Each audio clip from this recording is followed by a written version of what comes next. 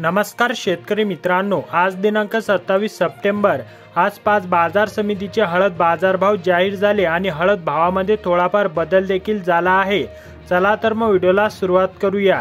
सर्वात पहिली बाजार समिती आहे मुंबई। अवका 111 क्विंटलची किमान दर 14,000, कमाल दर 20,000 आणि सर्वसाधारण दर आहेत 17,000।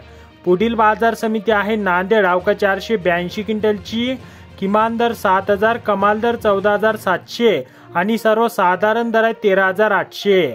पुढील बाजार समिती आहे हिंगोली। अवका 1,941 क्विंटलची किमान दर 11,800, कमाल दर 13,900 व सर्वसाधारण दर आहेत 12,850।